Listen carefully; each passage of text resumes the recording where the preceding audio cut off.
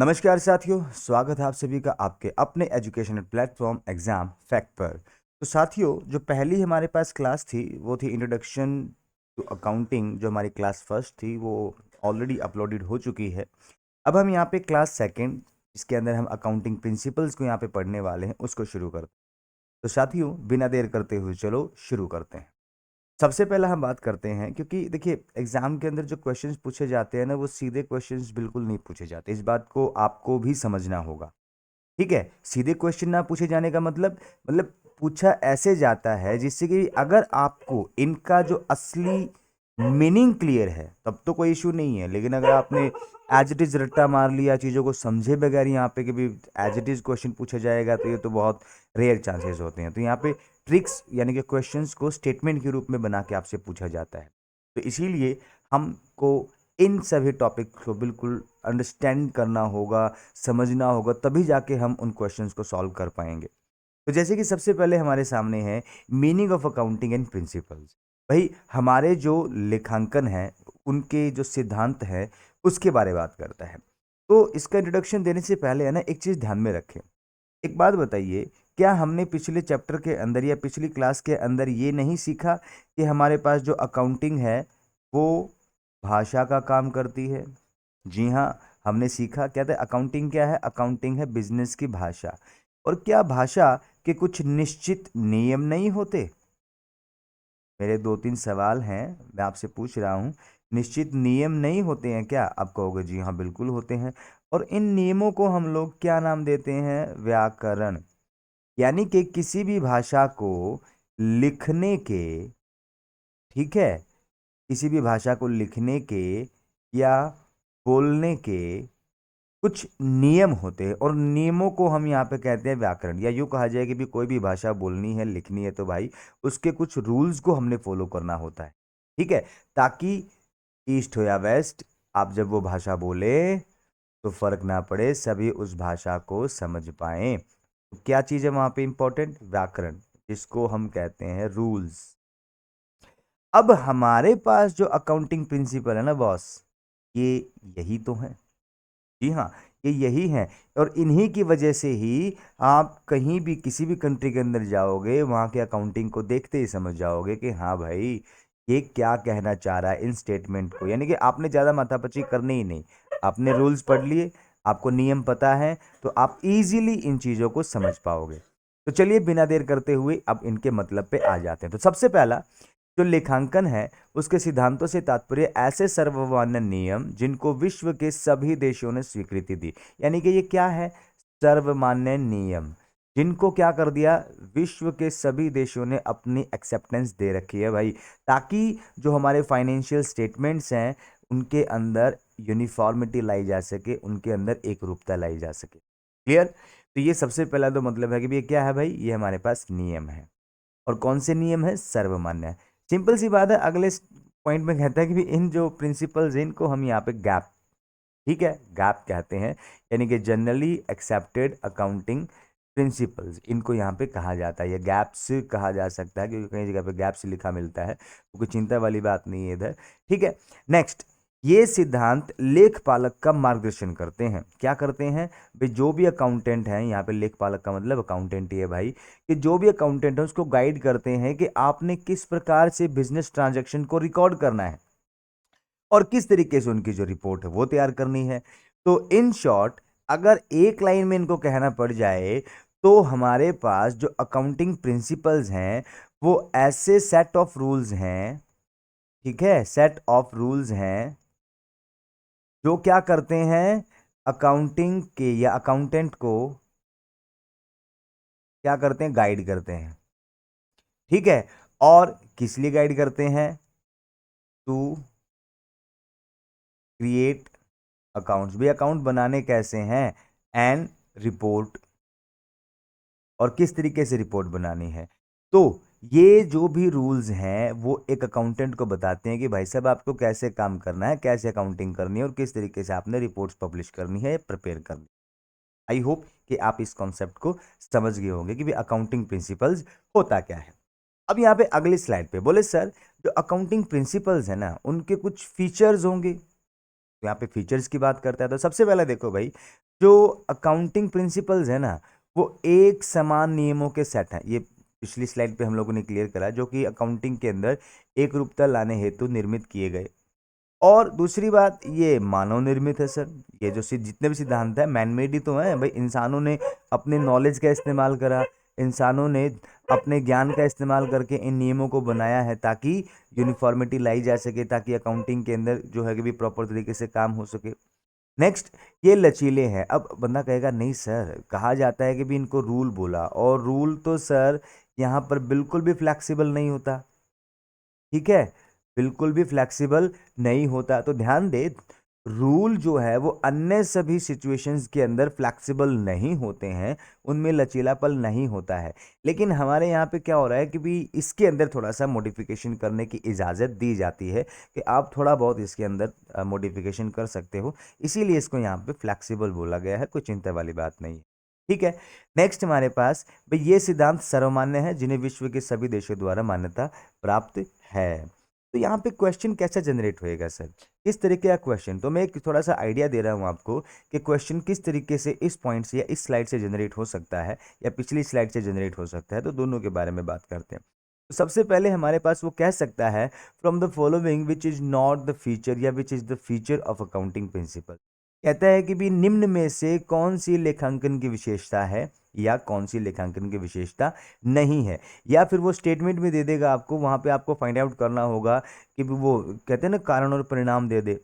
ठीक है भाई, वो कह देगा यहाँ पे आपको एक स्टेटमेंट दे देगा, जैसे कि मैं इधर लिख दूं ज़्यादा बढ़िया रहेगा। वो कह देगा कि भी क्या कहते हैं इसमें, लेखांकन सिद्धांत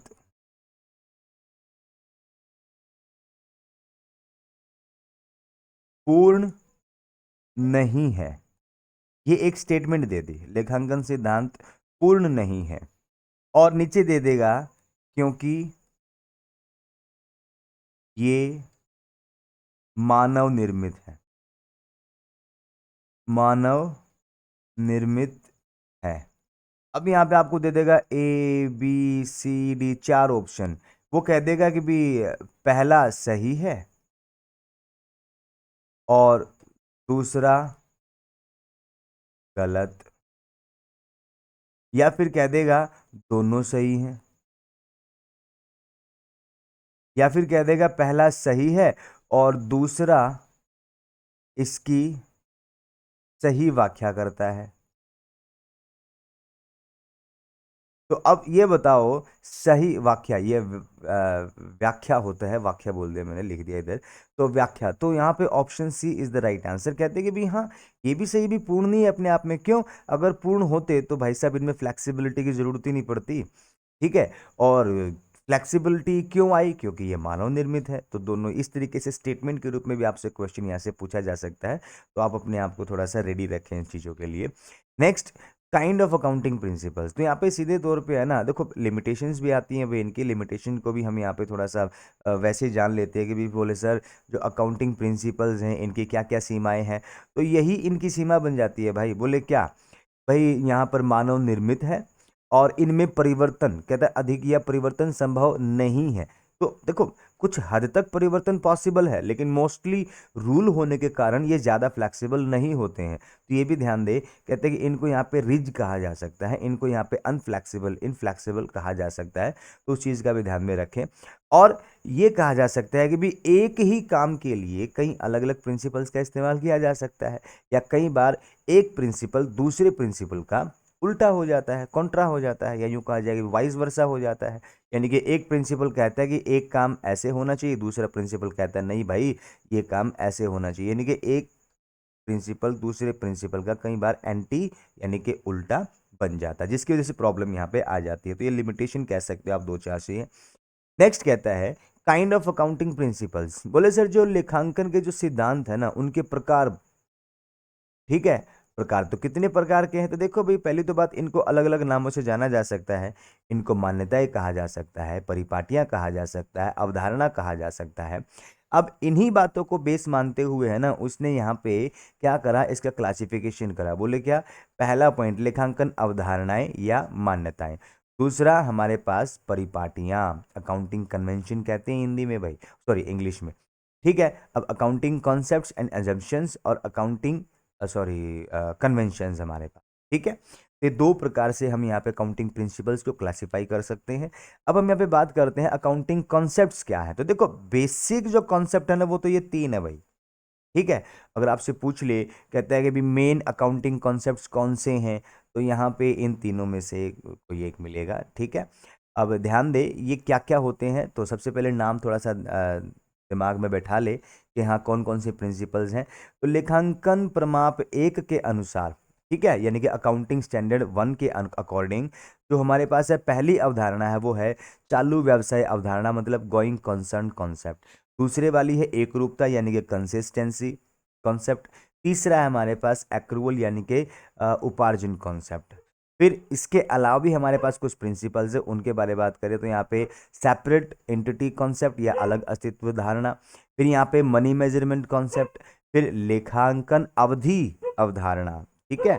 फिर यहाँ पे historic cost concept, dual aspect concept, revenue recognition concept, matching concept, objectivity concept. इसको निष्पक्षता निष्पक्षता, ठीक है, थोड़ा सा ध्यान में रखें।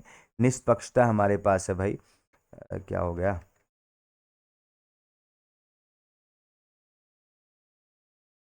निष्पक्षता, ठीक है। अब यहाँ पे बात करते हैं नेक्स्ट, कहते हैं गोइंग कंसर्न कॉन्सेप्ट की बात करते हैं इधर। बोले सर पहला जो हमारे पास है, देखो हमने यहाँ पे पहला पढ़ा ना ये चीज़, ठीक है, इसको हम थोड़ा सा एक्सप्लेन कर रहे हैं अगले स्लाइड के ऊपर, यानी कि एक एक कॉन्सेप्ट को हम यहाँ पे स्टडी करेंगे कि भी असल में क्या चीज़ है।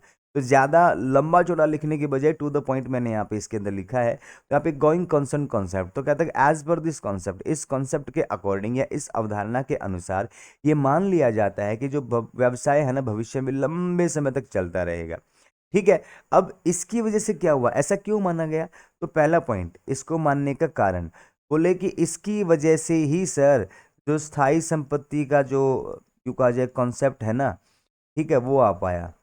अगर मान लो स्थायी संपत्ति का जो कॉन्सेप्ट है ना की अवधारणा है ना वो मानी गई, यानी कि अब क्योंकि बिजनेस लंबे समय तक चलेगा, इसी वजह से कंपनियां अब स्थायी संपत्ति रख पा रही हैं।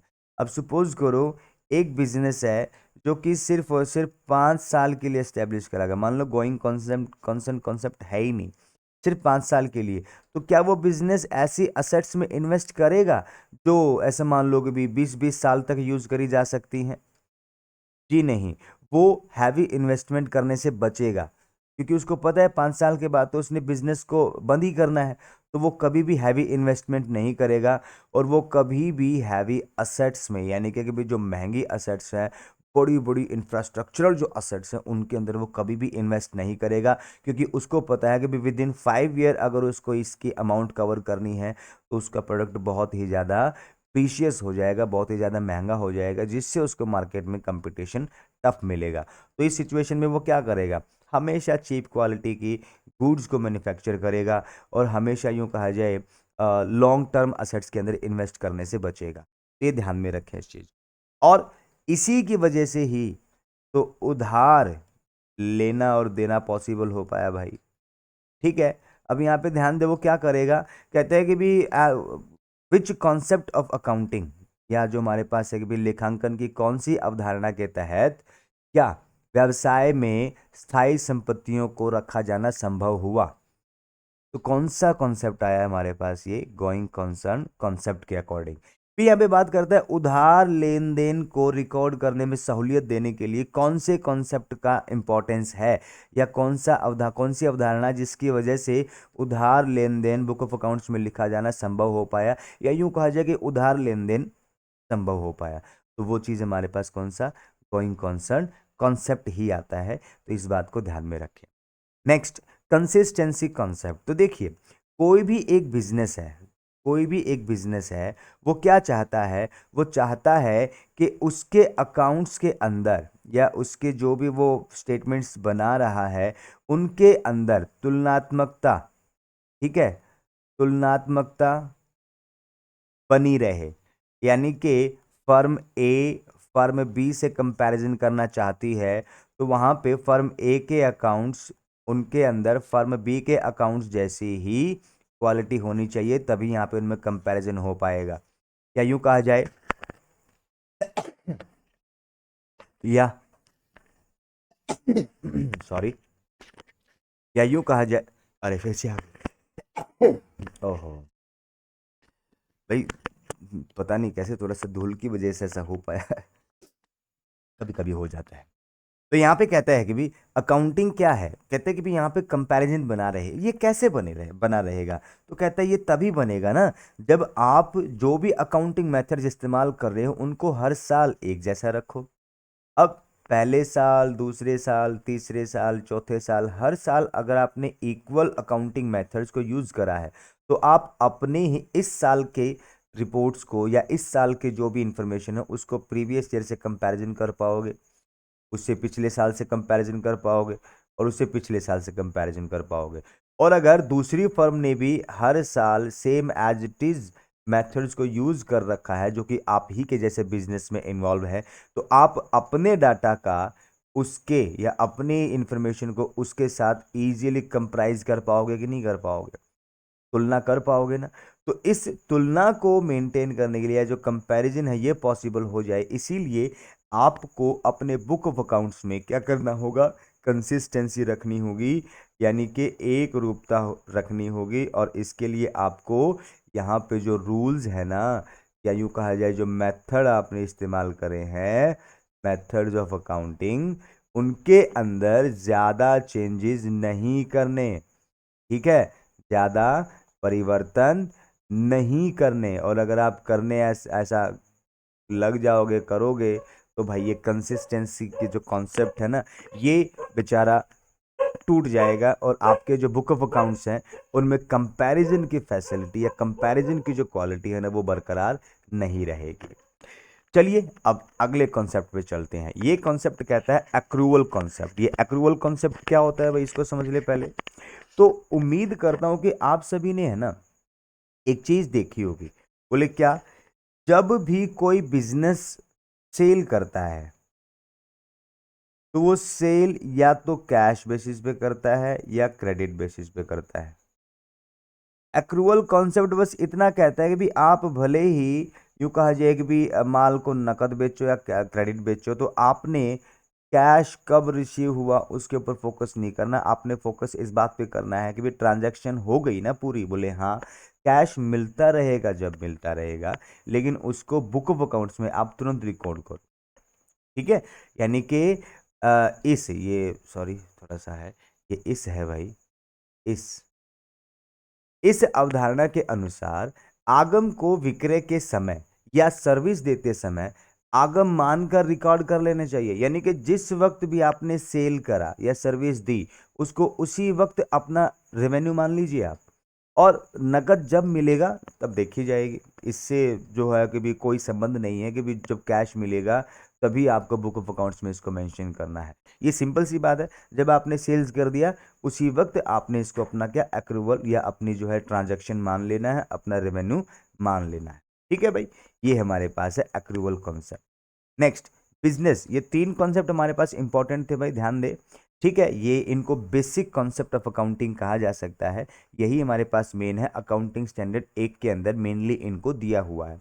इसके अलावा हमारे पास और भी बहुत सारे कॉन्सेप्ट आ जाते हैं। तो सबसे पहला कॉन्सेप्ट हमारे पास आ रहा है बिजनेस एंटिटी कॉन्सेप्ट। यहाँ पे वो क्या कहता है, बोले कि भी as per this concept business is a separate and distinct entity, distinct entity,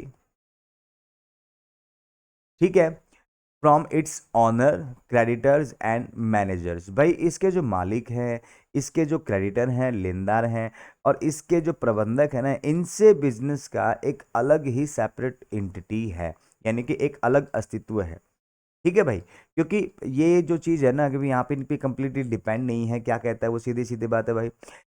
सरल शब्दों में कहा जाए तो व्यवसाय का अलग कानूनी अस्तित्व है। बिजनेस अपने नाम से असेट्स रख सकता है, बिजनेस के नाम से ही लाइबिलिटीज रखी जा सकती हैं या हो सकती हैं, बिजनेस के नाम पे कोर्ट केस हो सकता है, बिजनेस अपने नाम के साथ कॉन्ट्रैक्ट कर सकता है। यानी कि जो जो क्वालिटी एक पर्सन के अंदर होती है वो सारी क्वालिटी गवर्नमेंट के द्वारा या यूं कहा जाए कानून के द्वारा इसको भी दिया जाता है। इसीलिए बिजनेस को हम यहाँ पे आर्टिफिशियल पर्सन कहते हैं। आर्टिफिशियल पर्सन, और आर्टिफिशियल पर्सन बोल लेंगे तो भाई साहब जो जो राइट्स एक नेचुरल पर्सन को यानी कि आपको और हमको प्राप्त हैं, वही सारे राइट्स जो है ना वो किसी भी फर्म को या बिजनेस को प्राप्त होते हैं। ठीक है, मैं यहाँ पे बिजनेस टर्म को ज़्यादा इस्तेमाल करूँगा, ठीक है, क्योंकि ये उसका भी कॉन्सेप्ट समझाऊंगा आपको आगे चल के। ठीक है, तो बिजनेस टर्म कहते तो कोई भी बिजनेस है तो उसको कानूनी रूप से एक अलग व्यक्ति माना गया है, जिसकी वजह से हमारे पास बिजनेस एंटिटी कॉन्सेप्ट हमारे सामने आया है। थोड़ा सा परेशान हो जाओगे आप, ये थोड़ा सा पड़ोस में डॉगी है यार, अभी ये आवाज़ ज़्यादा कर रहा है, कभी कभी आ रहा है बीच में, भागता उधर चला जाता है, भागता वो उधर चला जाता है। शायद आपको सुन रही हो आवाज़, इसीलिए मैंने आपको बताया। नेक्स्ट, मनी मेजरमेंट कॉन्सेप्ट है। तो यहाँ पे मनी मेजरमेंट कॉन्सेप्ट, क्योंकि हमको पहले से ही पता है, इंट्रोडक्शन की क्लास फर्स्ट के अंदर हमने देखा था, बिजनेस के अंदर हम सिर्फ उन्हीं ट्रांजैक्शंस को रिकॉर्ड करेंगे, बुक्स में लिखेंगे, जिनको हम मनी में बता सकते हैं, जिनको हम मनी में एक्सप्रेस कर सकते हैं। और जिनको हम मनी में माप नहीं सकते, एक्सप्रेस नहीं कर सकते, एक्सप्लेन नहीं कर सकते, उनको हम बुक ऑफ अकाउंट्स में नहीं लिखेंगे। इसका मतलब इस मेजरमेंट या इस कॉन्सेप्ट के अकॉर्डिंग कि only quantitative information he book of accounts में लिखी जाएंगी। यानी कि आपका अकाउंटिंग आपको क्वांटिटेटिव इंफॉर्मेशन ही देता है। किसकी वजह से? बोले इसी कॉन्सेप्ट की वजह से। या कहा जाए वो कौन सा अकाउंटिंग कॉन्सेप्ट है जिसकी वजह से अकाउंटिंग में सिर्फ और सिर्फ क्वांटिटेटिव यानी कि मात्रात्मक मात्रात्मक सूचनाएं ही शामिल करी जाती हैं। तो वो कौन सा है भाई? मनी मेजरमेंट कॉन्सेप्ट है। या फिर इसका वाइस वर्सा भी पूछ सकता है, वो कह सकता है कि भी कौन सा अकाउंटिंग कॉन्सेप्ट है जो कि यहाँ पे क्वालिटेटिव इंफॉर्मेशंस को नेग्लेक्ट करता है। बुक ऑफ अकाउंट्स में क्वालिटेटिव यानी कि जो हमारे पास गुणात्मक सूचनाएं हैं उनको शामिल करने की अनुमति नहीं देता। तो कौन सा कॉन्सेप्ट है? वो हमारे पास मनी मेजरमेंट कॉन्सेप्ट है। यानी कि गुणात्मक सूचनाओं को छोड़ता है, इग्नोर करता है। कौन सा कॉन्सेप्ट करता है भाई? Money measurement concept. उम्मीद है कि आप इस कॉन्सेप्ट को भी अच्छे से समझ चुके होंगे। अब यहाँ पे बात करता है अकाउंटिंग पीरियड कॉन्सेप्ट। ये क्या होता है? देखिए, जब गोइंग कंसर्न कॉन्सेप्ट को हम पढ़ रहे थे तो हमने पता किया था कि भाई गोइंग कंसर्न कॉन्सेप्ट, जब हम इसको पढ़ रहे थे तो वहां पे हमने देखा था कि भी बिजनेस लंबे समय तक चलेगा, यानी कि साल दर साल वो चलता ही जाएगा, चलता ही जाएगा, चलता ही जाएगा। जी हाँ, बिल्कुल। लेकिन अब प्रॉब्लम ये होगी, जब वो लंबे समय तक चलता ही रहेगा तो मैं प्रॉफिट एंड लॉस कैसे पता करूं? मैं बिजनेस की फाइनेंशियल पोजीशन को बारे में फाइनेंशियल पोजीशन के बारे में कैसे पता करूं? तो इस प्रॉब्लम का सॉल्यूशन देते हुए एक और कॉन्सेप्ट यहां पे तैयार कर दिया गया और उस कॉन्सेप्ट को नाम दे दिया गया अकाउंटिंग पीरियड कॉन्सेप्ट। यानी कि हमारे पास लेखांकन अवधि लेखांकन अवधि, ये मेरे ख्याल से अवधि, पता नहीं मैंने ठीक लिखा कि नहीं, लेखांकन अवधि अवधारणा। यहाँ पे वो कहता है कि जो भी हमारे पास अकाउंटिंग है ना वो इसी के आधार पर होगी। कैसे होगी सर? क्योंकि इसके अकॉर्डिंग हमने जो भी बिजनेस का जीवन है ना उसको 12-12 महीने या फिर एक एक साल के टाइम इंटरवल के अंदर डिवाइड कर दिया। इससे क्या होगा, जैसे ही 12 महीने की अवधि समाप्त होती है हम अपने बुक ऑफ अकाउंट्स को क्या कर देते हैं? बुक्स ऑफ अकाउंट्स को क्लोज कर देते हैं और वहां पर प्रॉफिट एंड लॉस और फाइनेंशियल पोजीशन फाइंड आउट करते हैं। ठीक है, या यूं कहा जाए बुक ऑफ अकाउंट्स क्लोज करने का कॉन्सेप्ट या बुक ऑफ अकाउंट्स क्लोज होते हैं हर साल। ये किस कॉन्सेप्ट की देन है? तो ये अकाउंटिंग पीरियड कॉन्सेप्ट के देन है। ठीक है, इसी की वजह से जो भी फाइनेंशियल इंफॉर्मेशन है जो आप कन्वे करते हो डिफरेंट यूजर्स को, वो इसी की वजह से पॉसिबल हो पाया। समझ आई बात? तो इस तरीके से क्वेश्चन यहाँ पे पूछा जा सकता है। नेक्स्ट अगले पॉइंट पे बात करते हैं, हिस्टोरिक कॉस्ट कॉन्सेप्ट। ये क्या कहता है? तो देखिए, as per this concept the business is recorded the assets in the book of accounts at the price on which it was acquired. अभी प्रॉब्लम क्या होती है, देखो बिजनेस के सामने और आपके सामने, सर जी जो भी मेरे पास बुक ऑफ अकाउंट्स हैं, ठीक है, बुक ऑफ अकाउंट्स है, उसके अंदर हमने अपनी बहुत सारी असेट्स को और बहुत सारी लायबिलिटीज को लिखा हुआ है सर। अब इनकी जो वैल्यू है ना, वो कौन से वाली लें? क्योंकि वैल्यू तो हमारे पास दो तरीके की होती है। पहला मार्केट प्राइस और दूसरा होता है हमारे पास एक्चुअल प्राइस।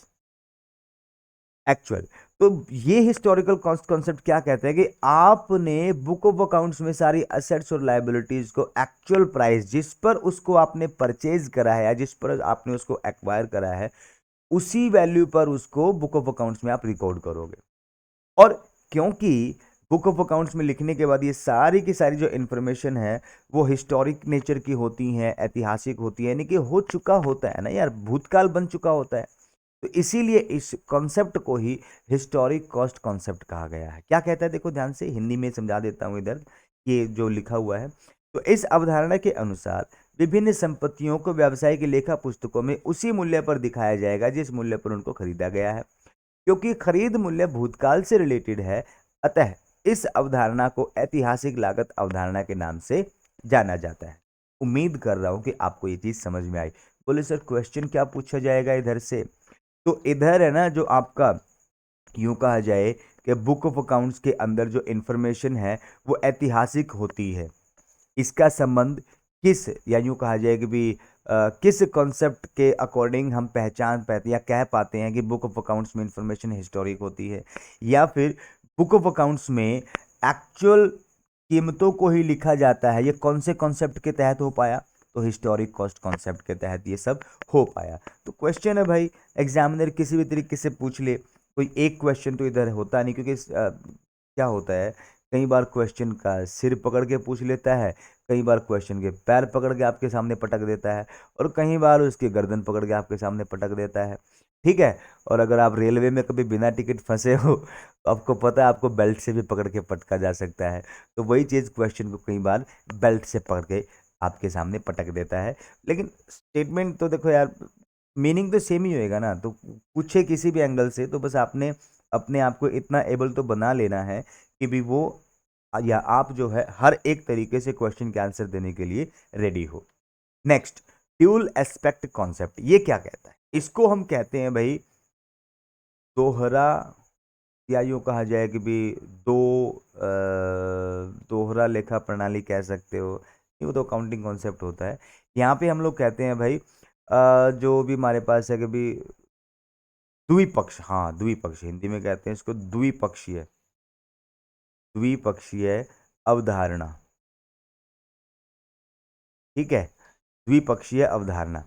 ये क्या होता है, देखो प्रत्येक लेन देन या कोई भी ट्रांजैक्शन होती है तो वो कम से कम दो खातों को प्रभावित करती है। यदि एक खाता डेबिट हुआ है तो अवश्य ही दूसरा खाता उतनी ही राशि से क्रेडिट भी होगा। क्या कहता है भाई, मान लीजिए कि मैं इधर आपके सामने एक अकाउंट बना रहा हूं। मान लो ये कैश है और ये मेरे पास है सेल। अब एक ट्रांजैक्शन हुई, नकद में माल बेचा, कितने का? मान लो 2,000 रुपए का। अब बंदा कहता है कि भी नकद में बेचा, क्या बेचा? माल बेचा। तो ये तो भाई देखो हमारे पास क्या है, सेल्स अकाउंट है, और ये हमारे पास सॉरी कैश अकाउंट, और ये हमारे पास सेल्स अकाउंट है। माल बेचने को लिखते हैं सेल्स में और नकद होएगा यहाँ पे। तो माल बेचने पर कैश आया, तो कैश के डेबिट साइड हम लोगों ने क्या लिख दिया? To sales. तो ठीक इसका वाइज वर्सा हमारे सेल्स में भी तो हम लोगों ने लिखना होगा ना। ठीक है, तो होपफुली कि आपको समझ में आएगा, कोई भी एक ट्रांजैक्शन है तो वो कम से कम दो अकाउंट्स को अफेक्ट करेगी। अरे इसी की वजह से तो हम लेखांकन को दोहरा लेखा प्रणाली कहते हैं। है भाई, दोहरा लेखा प्रणाली हमारे अकाउंटिंग का नाम पड़ा ना भाई, इसको दोहरा लेखा प्रणाली कहेंगे। क्यों कहते हैं? कहते हैं इसमें दो साइड है सर, एक डेबिट तो दूसरी क्रेडिट। अगर एक खाता डेबिट होता है तो अवश्य ही कोई दूसरा खाता क्रेडिट पक्का होगा। क्लियर? नेक्स्ट आपके पास है रेवेन्यू रिकॉग्निशन कॉन्सेप्ट। ये कॉन्सेप्ट क्या कहता है? तो देखिए, ये कहता है कि भी हम रेवेन्यू को कब रेवेन्यू माने। तो आपने एक्रूवल कॉन्सेप्ट पढ़ा था ना, वही वाली बात है भाई, लेकिन इसमें थोड़ा सा टाइम पीरियड को डिनोट कर रहा है। वो क्या कह रहा है भाई, रेवेन्यू तो मान लेंगे, लेकिन कब मानेंगे, ये कब वाले कॉन्सेप्ट के ऊपर चलता है। वो क्या कहता है, देखिए, आगम निर्धारण ये अवधारणा हमें बताती है कि हमें कि समय किस समय, ये किस है भाई, हमें किस समय आगम को प्राप्त मानना चाहिए।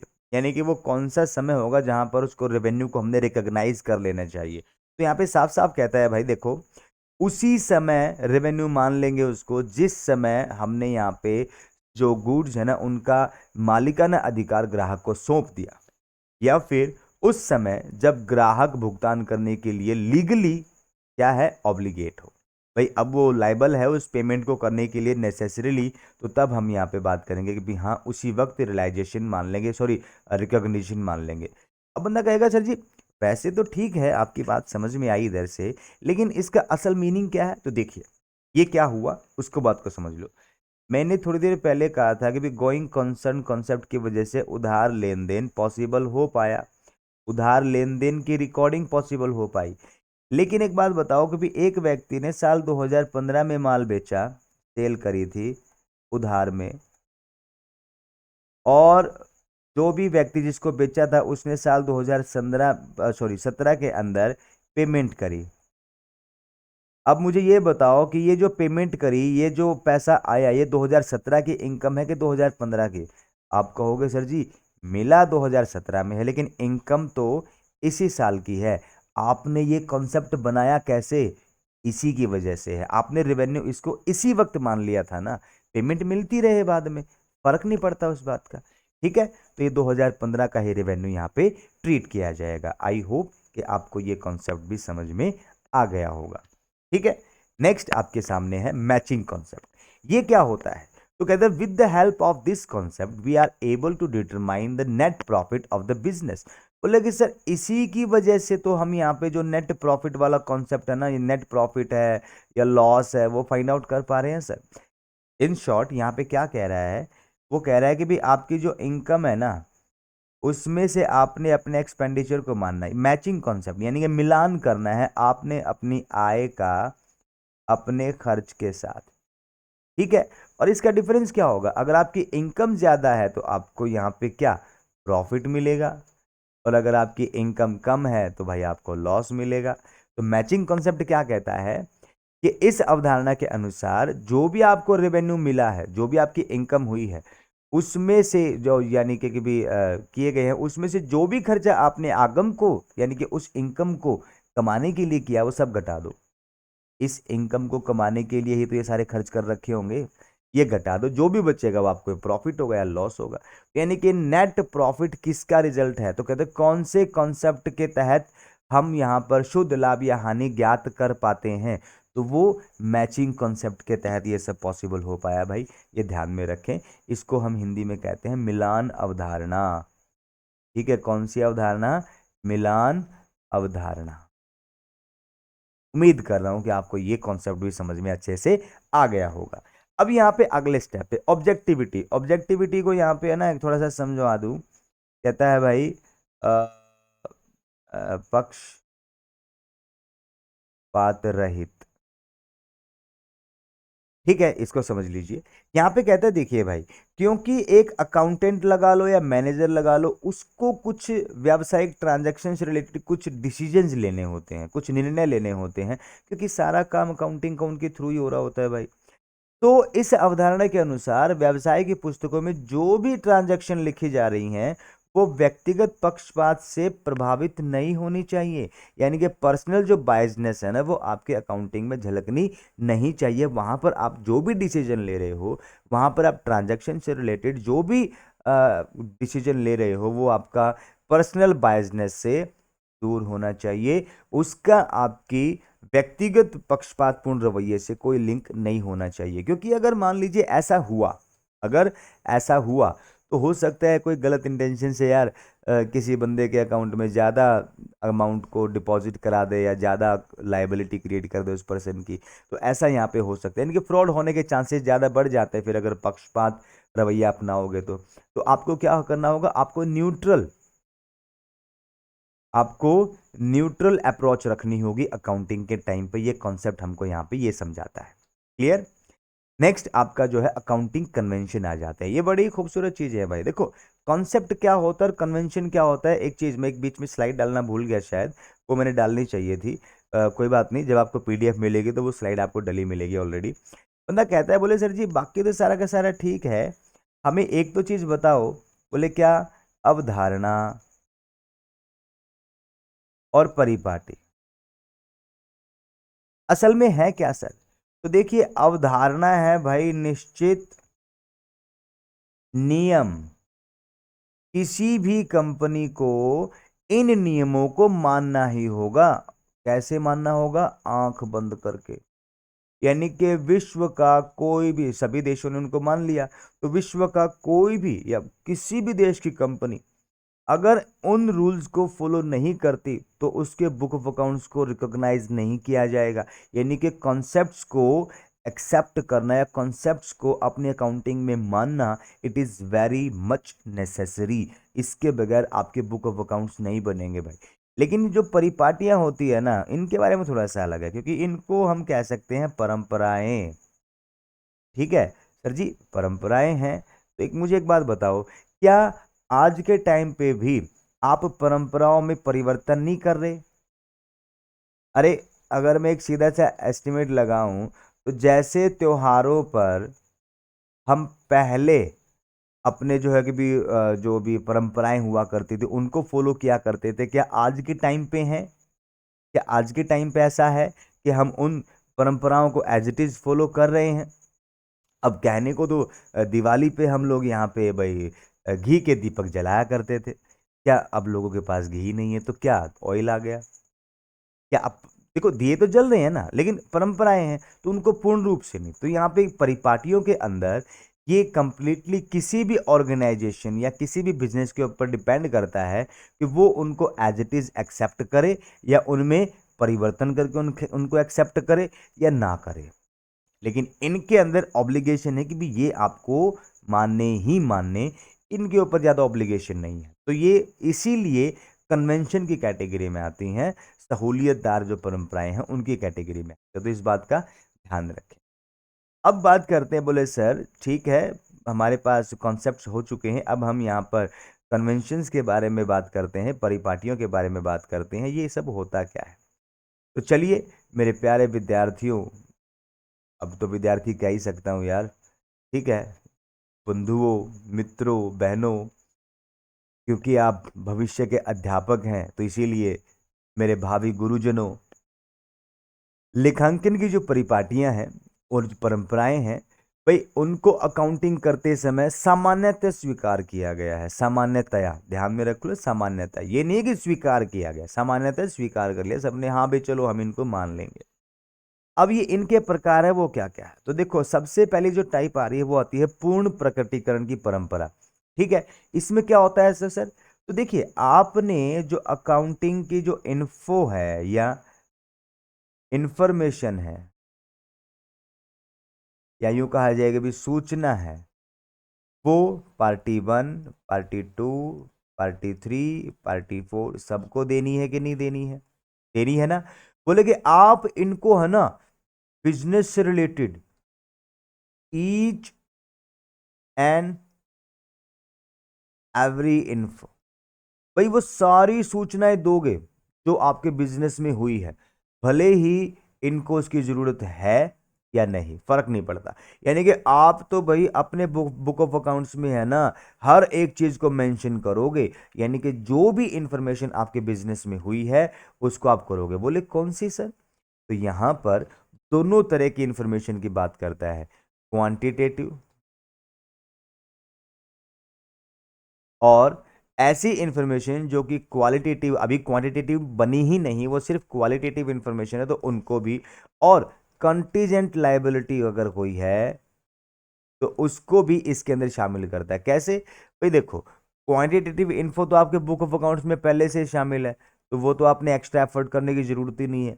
कंटीजेंट लायबिलिटी कहते हैं कि उनके लिए आपने कोई प्रोविजन वगैरह क्रिएट कर रखा होगा, तो वो भी मोस्टली आ जाते हैं। लेकिन जिन लायबिलिटीज के लिए आपने प्रोविजन क्रिएट नहीं कर रखे हैं, तो उनको भी आप क्या करोगे? उनको भी आप कहाँ पे? बोले फुट नोट के अंदर जगह दोगे, फुट नोट्स में बनाओगे। यानी कि जो आपका मान लीजिए ये पेज है कॉपी का या बुक का, तो अकाउंट तो इधर बन गया, ठीक है। अब नीचे जगह बचती है, उसको कहते हैं फुट नोट। नीचे खाली स्पेस छोड़ते हो ना, तो वहां पे लिख के बताओगे कि भाई हाँ, हमने ये लायबिलिटी पे करनी। मान लीजिए कोई कोर्ट केस आपके ऊपर, ठीक है, कोई कोर्ट केस है कंपनी के ऊपर, तो यहाँ पे कंपनी को फुटनोट में उसको बताना होगा कि भी पर्टिकुलर पर्सन ने हमारे ऊपर ये केस कर रखा है, और इसके अगर केस हारे तो हमको ये प्रॉब्लम हो सकती हैं, और उसको आपने, जो भी इन्वेस्टर होगा, जो भी पर्सन होगा, ये चीज़ सब की सब आपको बतानी है, कुछ भी छुपाना नहीं है। ये होता है पूर्ण प्रकटीकरण। लेकिन मुझे एक बात बताओ, क्या कंपनियां इस चीज को फॉलो करती हैं? मैं एक सिंपल सा सवाल कर रहा हूं आपसे, क्या कंपनियां इस चीज को फॉलो करती हैं? मैं यहां पर आपके जवाब की उम्मीद कर रहा हूं कि शायद नहीं सर, कंपनियां इस चीज को फॉलो नहीं करती, क्योंकि अगर कंपनियां फॉलो करती इस चीज को, तो मेरे ख्याल से वो जो डीओ वगैरह होते हैं ना, तो उनकी इस तरीके की एड तो आपको देखने को बिल्कुल नहीं मिलती कि परफ्यूम मारो तो लड़कियां भाग के चिपक जाती। क्या ऐसा पॉसिबल है रियल लाइफ में? नहीं ना। तो वो क्या कर रहे हैं? वो तो देखो ऐड के अंदर ऐसा कर रहे हैं, भाई ऐड में दिखा रहे हैं फेक इन्फॉर्मेशन। लेकिन कुछ कंपनियां तो बुक ऑफ अकाउंट्स में भी ऐसा करती हैं भाई, पूरी इन्फॉर्मेशन देती ही नहीं। ठीक वैसे ही जैसे कि तुम अपने कितने सारे खर्चे अपने घर वालों से छुपा लेते हो, तब घर वाले पूछते रहेंगे हाँ भाई तेरा क्या खर्चा है, लेकिन आप वहां पे जवाब ही नहीं दो, नहीं कोई खर्चा नहीं, चल जाएगा काम।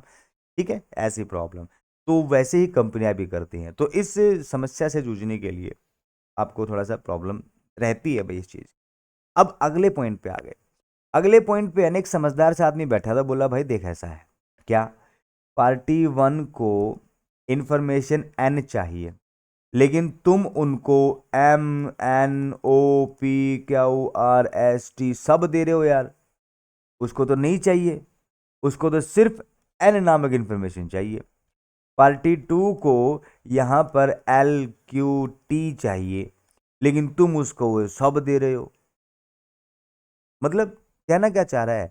वो कह रहा है कि सारता की परिपाटी ये कहती है जिस भी यूजर को जो इंफॉर्मेशन है वही दो, यानी कि भी जो इंपॉर्टेंट इंफॉर्मेशन है ना भाई, ठीक है भाई, ऐसी इंफॉर्मेशन जिससे किसी भी व्यक्ति के भविष्य के डिसीजंस पे प्रभाव पड़ता हो, तो सिर्फ उन्हीं इंफॉर्मेशंस को आप आगे पास ऑन करो। फालतू की बल्कि इंफॉर्मेशन, यूजलेस इंफॉर्मेशन देने की जरूरत नहीं है। यानी कि सारता के परिपाटी कहती है सूचना दो, लेकिन काम की दो ना यार। ये भारी भरकम गाइड की गाइड या बुक की बुक देने की क्या जरूरत है? उनको दो चार पेज की इंफॉर्मेशन दे के भी काम चलाया जा सकता है, क्योंकि वही उनके काम की है। ठीक है, तो सारता की परिपाटी कहती है इंफॉर्मेशन दो, लेकिन वो जो सामने वाले के लिए इंपॉर्टेंट हो। खामखा भारी भरकम किताबें उनके पल्ले मत जोड़ो। फिर रूढ़िवादिता की परंपरा, आई होप कि आपको ये समझ में आ गया होगा। ठीक है, फिर रूढ़िवादिता की परंपरा, रूढ़िवादिता को भी इंग्लिश में हम यहाँ पे प्रूडेंस कहते हैं, प्रूडेंस कहते हैं, या फिर कंजर्वेटिज्म, कंजर्वेटिज्म। ठीक है, ये क्या होता है? तो देखो, फर्म को है ना, दो चीजें यहां पे ध्यान में रखनी, आपको भी ध्यान में रखनी है। बोले क्या? फर्म को भविष्य में लाभ हो सकता है, हो सकता है क्या? होता है भाई, ठीक है, या फिर भविष्य में उसको हानि हो सकती। तो ये जो रूढ़िवादिता कॉन्सेप्ट है ना, वो कहता है भाई देखो इनको तो इग्नोर करो, लेकिन अगर आपको लग रहा है ना भविष्य में आपको हानि होगी, उसके लिए आज ही प्रोविजन बना लो। ठीक है। अब यहाँ पे बड़ा ही मोस्ट पॉपुलर क्वेश्चन आ जाता है, नेट में भी मैंने एक क्वेश्चन कई बार देखा है और एस्टेट में भी कई बार देखा हुआ है। तो यहाँ पे कहा जाता है कि भी वो कौन सी कन्वेंशन है, वो कौन सी यूं कहा जाए कि भी परिपाटी है जिसके तहत भविष्य की हानियों के लिए वर्तमान में ही प्रोविजन क्रिएट कर लिए जाते हैं। तो वो कौन सी है भाई? Accounting convention. कौन सी? रूढ़िवादिता की परिपाटी, यानी कि प्रूडेंस। ठीक है, कन्वेंशन ऑफ प्रूडेंस या फिर कन्वेंशन ऑफ कंजर्वेटिज्म। ठीक है, रूढ़िवादिता की परंपरा, इसको यहां पे जाना जा सकता है। बोले सर ऐसा करने से क्या होगा, इसकी लिमिटेशन देखो। रूढ़िवादिता की परंपरा की जो लिमिटेशन है, पहला, बोले सर ये कई बार है ना ब्लैक मनी का कारण बनती है। ऐसा क्यों भाई? हमने भविष्य की हानियों के लिए आज से ही प्रोविजन करा लिया, लेकिन एक्चुअली में वो हानि हुई ही नहीं। तो क्या हुआ? अब वो प्रोविजन की वजह से प्रॉफिट तो हो गए कम, हो गए कि नहीं हो गए? क्योंकि प्रोविजन तो खर्चा मान के प्रॉफिट में से घटा दिए जाते हैं ना। तो प्रॉफिट यानी कि फर्में अब उतना प्रॉफिट शो नहीं करेंगी, लेकिन वो प्रॉफिट जो तुमने बचाया था प्रोविजन के रूप में, उसका यूज तो नहीं हुआ ना कहीं पे, क्योंकि हानि तो हुई नहीं। तो वो क्या बन गया? Black money. ब्लैक मनी क्या होता है? वो इनकम जिस पे टैक्स नहीं दिया गया। ठीक है ना? ये नहीं कि भी यहाँ पे रुपये काले हो जाते हैं, नहीं, काले नहीं होते रुपये, तो वैसे ग्रीन ग्रीन हरे हरे, आजकल तो ग्रे कलर का जो भी चला हुआ है, ग्रे ग्रीन, वैसे ही होते हैं, खूबसूरत होते हैं, गुलाबी भी होते हैं। ठीक है, लेकिन जिन पे टैक्स नहीं दिया गया उनको हम यहाँ पे ब्लैक मनी में कंसिडर करते हैं। दूसरा दूसरा इससे फ्रॉड फ्रॉड बढ़ने के चांसेस ज्यादा हैं। बोले क्या? यहाँ पर फेक प्रोविजंस भी क्रिएट करे जा सकते हैं। ठीक है, तो थोड़ा सा ध्यान दें इस चीज़ के ऊपर भी। इसके अलावा भी और बहुत सारी कमियां इसकी हो सकती हैं, तो जो कि एमसीक्यूज के अंदर हम आपको यहाँ पे प्रॉपर तरीके से इसका सॉल्यूशन देंगे। तो आई